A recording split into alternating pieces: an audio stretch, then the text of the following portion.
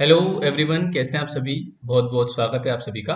आज के इस वीडियो में हम डिस्कस करने वाले हैं नो सूनर देन का यूज। ठीक है, नो सूनर देन।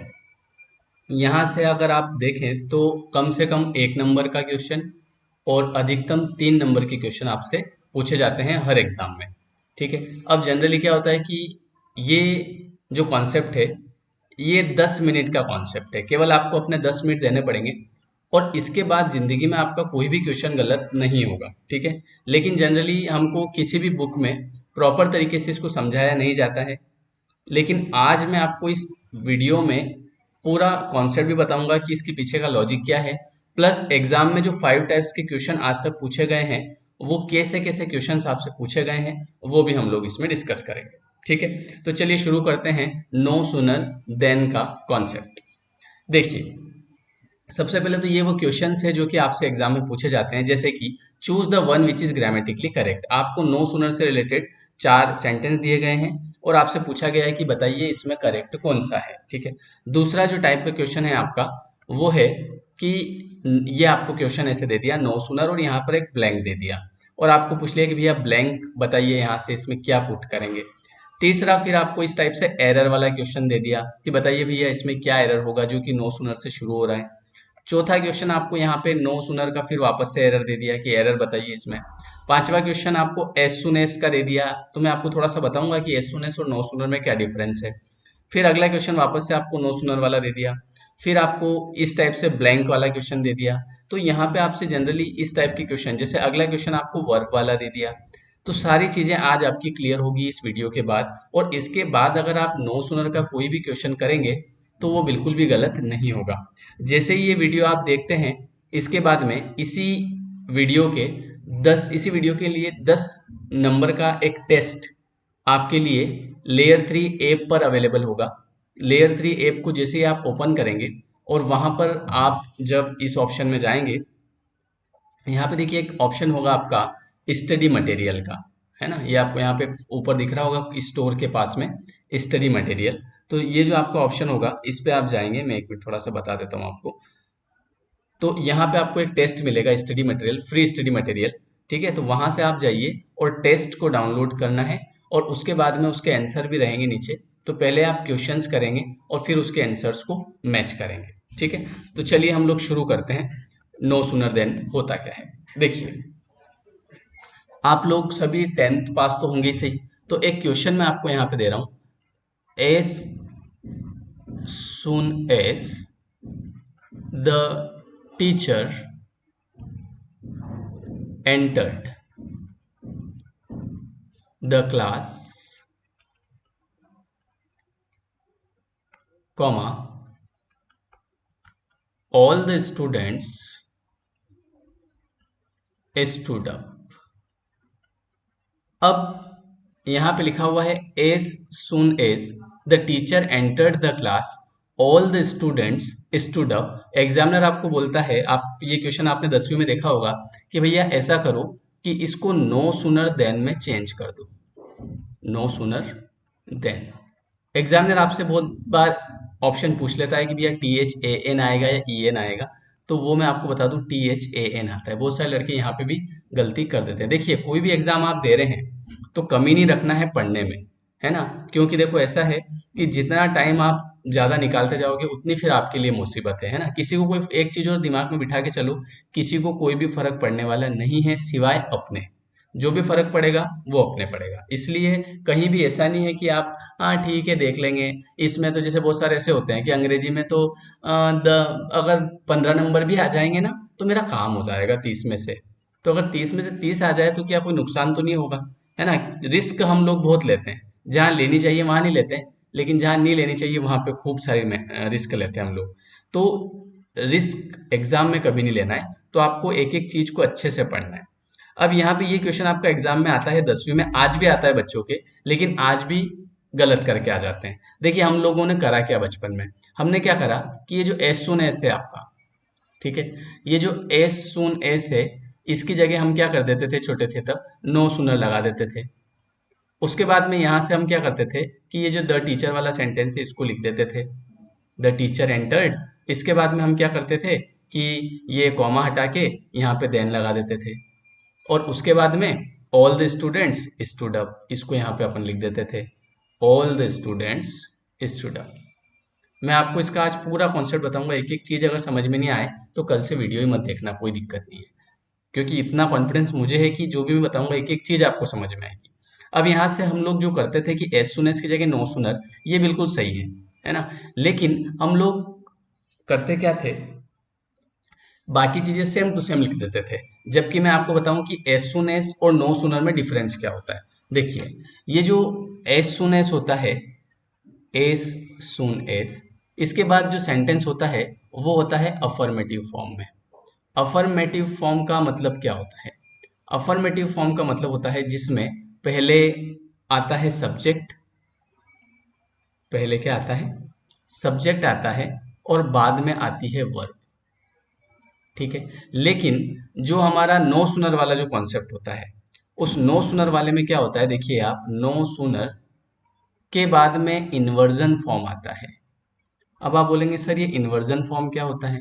तो इन्वर्जन मतलब कि जब हम पहले लिखेंगे वर्ब को, मतलब अगर हेल्पिंग वर्ब होगी तो हेल्पिंग वर्ब, फिर लिखेंगे सब्जेक्ट को, और फिर लिखेंगे मेन वर्ब, ठीक है। ये शायद आपको ऊपर दिख नहीं रहा होगा, तो मैं इसको नीचे लिख देता हूँ यहाँ पे, कि इसमें एज सुन एज में सब्जेक्ट प्लस वर्ब, ठीक है, और नो सुनर में helping verb plus subject plus main verb, मतलब कि इन्वर्जन का यूज होता है। तो ये चीज हमको कभी नहीं बताई गई आज तक, है ना, कि भैया इसमें subject plus helping verb plus main verb, और इसमें पहले helping verb plus subject plus main verb, ये इसका स्ट्रक्चर होता है। तो ये होना चाहिए। तो हमको यहाँ करना क्या था कि जैसे ही इसने लिखा द टीचर एंटर्ड, तो इसको हमको करना था इन्वर्जन। देखिए, इन्वर्जन अलग होता है, इंट्रोगेटिव अलग होता है।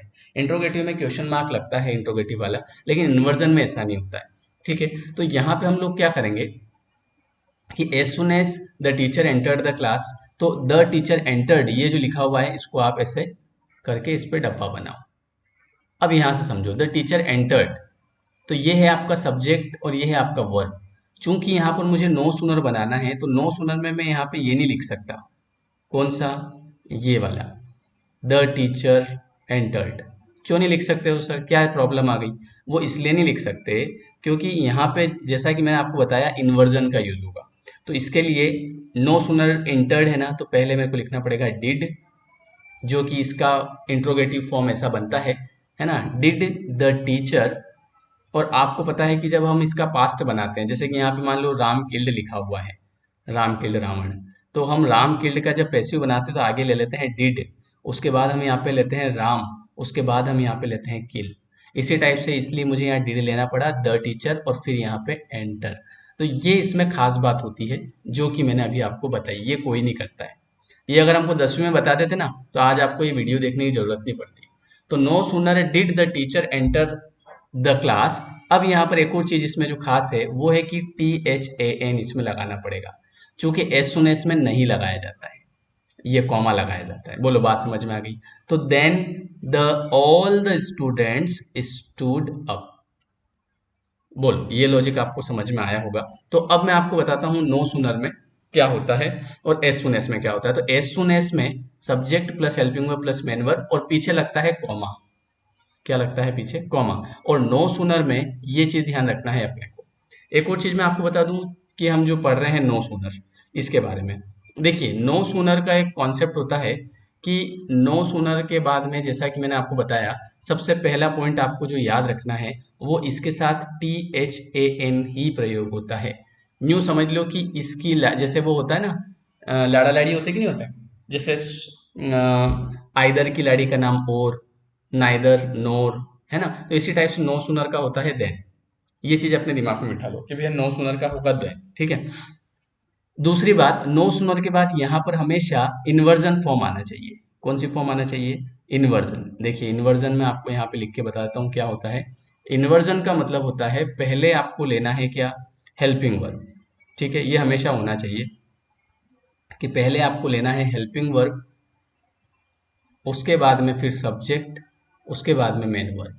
तो हेल्पिंग वर्ब में आपका जैसे अगर आगे डिड आता है या हेड आता है, दोनों चीजें आ सकती है।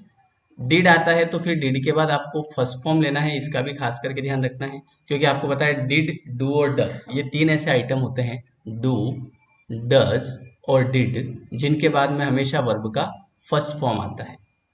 तो इसलिए यहाँ पर डिड के बाद में फर्स्ट फॉर्म और हेड के बाद में थर्ड फॉर्म का यूज होगा, ये बात खास करके याद रखिएगा। और जो दूसरा सेंटेंस होगा आपका उसमें वर्ब का सेकेंड फॉर्म। तो ये एक स्ट्रक्चर अगर आप याद रखेंगे तो क्वेश्चन कभी भी गलत नहीं होगा, ठीक है। लेकिन अगर इस नो सुनर के बाद यहाँ पर मान लीजिए कि डू और डज आ जाता है, तो एस के बाद में यहाँ पर वर्ब का फर्स्ट फॉर्म, लेकिन जो दूसरा सेंटेंस होगा उसमें भी वर्ब का फर्स्ट फॉर्म, है ना। हालांकि सबसे ज्यादा जो क्वेश्चन आपके बनेंगे वो बनेंगे ये वाले डिड और हेड वाले, ये वाले क्वेश्चन आपके बहुत कम बनेंगे। लेकिन मान लो कभी आ जाता है तो डू डस के बाद फर्स्ट फॉर्म और इधर फर्स्ट फॉर्म, यहाँ पर ये याद रखना हेड के बाद थर्ड फॉर्म, क्योंकि ये होता है। बोलो इतना क्लियर हो गया। तो ये होता है नो सूनर, जिसमें इन्वर्जन लिया जाता है, जिसमें देन लिया जाता है। अगर चीजों को अच्छी तरीके से समझोगे तो सारी चीजें समझ में आएंगी। अब हम चलते हैं क्वेश्चन पर। सबसे पहले आपने बोला कि भैया एक काम करो, choose the one which is grammatically correct. ये बताइए कि इन चारों में से कौन सा ऐसा है जो कि ग्रामेटिकली करेक्ट है।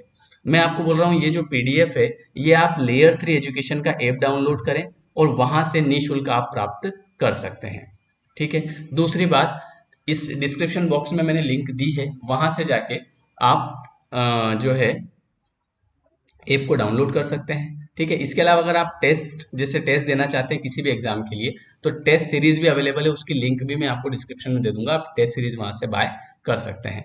अब देखिए, no sooner had she finish one project then she started. अब मैं तो कैसे करूंगा, नो सूनर हैड, अब देखो हेड के बाद इसने यहाँ फिनिश ले लिया तो मैं बोलूँगा भैया तू तो गया। अच्छा, नो सुनर के बाद देखो हेड आ रहा है, ठीक है, शी आ रहा है, फिनिश्ड आ रहा है, वन प्रोजेक्ट, अच्छा इसने वैन ले लिया, मैंने बोला भैया तू भी गया। No sooner had she finished one project then इसने ई एन ले लिया, मैंने कहा भैया तू भी गया। तो बचा क्या, बचा चौथा वाला, मतलब ये इसका सही जवाब हो जाएगा। और देखिए आप दूसरा क्वेश्चन, ये आपको जब आप पीडीएफ डाउनलोड करेंगे ना तो ये जो चीजें आपको दिख रही है ये सेम टू सेम आपको वहां पे मिल जाएगी, ठीक है। अब देखिए अगले क्वेश्चन में इसने बोला कि भैया इसका सही जवाब क्या होगा। तो मैं दिमाग वाला आदमी हूँ, मेरे को पता है कि यहाँ पे देखिए पीछे मैं जाऊंगा और यहाँ मैंने देखा केम आ रहा है, CAME केम। अब ये सारे आपके प्रीवियस ईयर के क्वेश्चन हैं जो कि मैं कॉपी करके लाया हूँ आपको सिखाने के लिए कि कितने इजी वे में आप अंग्रेजी सीख सकते हैं। यहाँ पे देखिए डिड के बाद में फर्स्ट फॉर्म आता है इसलिए अराइव्ड नहीं आएगा, डू के बाद में फर्स्ट फॉर्म आता है लेकिन यहाँ चूंकि पास्ट है तो ये डू वाला भी नहीं आएगा, और हैव यहाँ आता है नहीं, इसलिए सही जवाब क्या हो जाएगा, ऑप्शन नंबर ए। तीसरा क्वेश्चन उसने बोला कि भैया इसमें एरर बताओ, मैंने बोला पूछो। बोले no sooner she had finished, मैंने कहा देख भैया मेरे को सब आता है, तू मेरे को मत सिखा। नो सूनर के बाद तू सब्जेक्ट वर्ब मत ले, तो फिर क्या भैया, तो तू ऐसा कर कि पहले वर्ब ले और फिर सब्जेक्ट ले, है ना। तो यहाँ पे पहले आएगा आपका हेड और दूसरे नंबर पे आएगा आपका शी सब्जेक्ट। बोलो क्लियर है। तो ये इसका लॉजिक है कि यहाँ शी हेड को रिप्लेस कर देंगे हेड शी, मतलब देखते ही ना गोली मारो बस। अपने पास क्या है, अपने को किसी भी हाल में सिलेक्शन चाहिए, बात खत्म, बस इसके अलावा अपने को कुछ भी नहीं मालूम। No sooner did I arrived, अब देखिए ये डिड लिख रहा है वहां तक ठीक है, लेकिन चूंकि इसने अराइव्ड लिखा जो कि मेरी नजर में गलत है, मुझे यहाँ पे चाहिए अराइव, तो यहाँ पे सही जवाब क्या होगा, अराइव हो जाएगा। बोलो बात समझ में आई। अगला क्वेश्चन जो है उसने बोला कि as soon as I arrived at the station then, मैंने कहा एक बात बता एज सुन एज, तू उस नो सुनर की लाड़ी को क्यों लेके आया रे, हैं नो सुनर के साथ देन लगता है, गलत बात है, चल हटा यहाँ से, इसका मतलब इसमें एरर है। अगला है no sooner the teacher enter the class, अच्छा अच्छा, नो सुनर के बाद आप द टीचर लोगे, सब्जेक्ट लोगे तो अच्छा नहीं लगेगा, हमको बुरा लगेगा, पहले हेल्पिंग वर्ब लो, तो यहाँ पे लो आप डिड। अच्छा डिड ले सर के डू, तो एक मिनट रुक जाओ हम चेक करके आते हैं पीछे जाके। इधर पीछे का स्टूड लिखा है जो कि वर्ब का सेकंड फॉर्म है, तो आप यहाँ पर डिड ही लेंगे तो ज्यादा सही रहेगा। अगला है no sooner had I gotten my bags unpacked blank I realise that my camera was missing. आपको लगाना है THEN, मेरे को तो मैं तो जानता हूँ, भैया को भी जानता हूँ मैं तो, और भाभी जी को भी जानता हूँ, है ना, अपने तो दोनों से जानकारी है। तो भाभी जी को ध्यान रखना, ये दो एक जिस एक शकल की दो है यहाँ पे, ठीक है, तो अपने भाभी जी ये वाले, तो ये आ जाएंगे यहाँ पर THAN। अगला क्वेश्चन दिया इसने, नो सूनर डिड, ये सारे जो क्वेश्चन मैं आपको दे रहा हूँ ना, ये एग्जाम के क्वेश्चन है, और 10 क्वेश्चन और आपको मिलेंगे, वो आपको सॉल्व करना है। आप ऐप पे जाके उनको डाउनलोड जरूर कीजिएगा। Did I arrive at the station then the train blank. ठीक है, अब मैंने देखा है यहाँ डिड आ रहा है जो कि पास्ट है, तो इसका मतलब कि यहाँ पीछे भी पास्ट आएगा, और पीछे अगर पास्ट आएगा तो कम आएगा नहीं, केम आएगा यहाँ पर, तो ये आपका सही जवाब हो जाएगा। बोलो, बात समझ में आई? तो यहाँ आ जाएगा आपका CAME। इसके अलावा एक स्पेशल कोर्स 1 मंथ का चल रहा है जो कि इंग्लिश का है। अगर आप किसी भी नियरेस्ट एग्जाम की तैयारी कर रहे हैं, एक हमारा कंप्लीट कोर्स चलता है। ठीक है, तो जो कंप्लीट कोर्स होता है वो अभी आपको ऐप पर मिल जाएगा। तो कंप्लीट कोर्स जो है उसका प्राइस है 999। ठीक है, और ये जो क्रैश बैच है ये 1 मंथ का है, इसमें सारी शॉर्ट ट्रिक आपको चैप्टर वाइज बता रखी है, तो ये आपका रहेगा 199 का। तो इसको आप जाके ऐप पर जाके बाय कर सकते हैं। ये कोर्स बहुत जल्दी, अभी ये ऑफर में चल रहा है। ठीक है, इसका प्राइस अभी बढ़ जाएगा, तो अभी ये ऑफर में है, तब तक आप जाके इसको आराम से बाय कर सकते हैं। और यहाँ पे आपको जब आप जाएंगे तो ये देखिए स्टडी मटेरियल जो लिखा हुआ है यहाँ पर, है ना, इस जगह आपको फ्री स्टडी मटेरियल, इस पे जाएंगे आपके ऐप में, या फिर इधर साइड में 3 लाइन आ रही होगी, उस पर क्लिक करेंगे तो वहाँ पे आपको स्टडी मटेरियल दिखेगा, वहाँ से जाके आप इसको ले सकते हैं। इसके अलावा और बाकी के कोर्सेस आपको सारे वहाँ पर मिल जाएंगे, जैसे कि अभी एक पुणेकर बुक सॉल्यूशन वाला कोर्स भी आने वाला है व्यापम की सभी एग्जाम्स के लिए। ठीक है, इसमें पूरा सारे चैप्टर वाइज मैं आपको प्रीवियस ईयर के क्वेश्चन सॉल्व कराऊंगा। बाकी MPSI MP पुलिस के लिए आपको गणित रीजनिंग का कोर्स भी यहाँ पे अवेलेबल हो जाएगा। ठीक है, ये हमारा कंप्लीट कोर्स है, ये भी आप जाके वहाँ पर बाय कर सकते हैं। ठीक है, चलिए, तो ये वीडियो आपको कैसा लगा मुझे कमेंट करके जरूर बताएं, अगर आपको ये वीडियो अच्छा लगा हो तो। ठीक है, अगर आप कमेंट करेंगे तो मैं आपको इसी टाइप के और भी वीडियोस आपके लिए बनाऊंगा, जिससे आपको सुविधा मिलेगी, और इसी टाइप से हम कॉन्सेप्ट वाइज वीडियो बनाएंगे, लेकिन ये डिपेंड करता है आपके कमेंट के ऊपर। ठीक है, जैसे ही इस वीडियो पे 100+ लाइक आएंगे तो मैं सेम कॉन्सेप्ट आपका एज सुन एस वाला अगला वीडियो बनाऊंगा, एज सुन एस का प्रयोग कैसे करें, और प्रीवियस ईयर के सारे क्वेश्चंस भी मैं आपको उसमें बताऊंगा। तो ये आपके व्यू, ये आपके लाइक के ऊपर डिपेंड करता है। अगर 100+ लाइक जैसे ही होंगे तो आपको अगला वीडियो मिल जाएगा, और इसमें आपको सभी को कमेंट करना है अगर दिल से आपको ये वीडियो अच्छा लगा हो तो। ठीक है, चलिए मिलते हैं हम अगले वीडियो में। Thank you so much.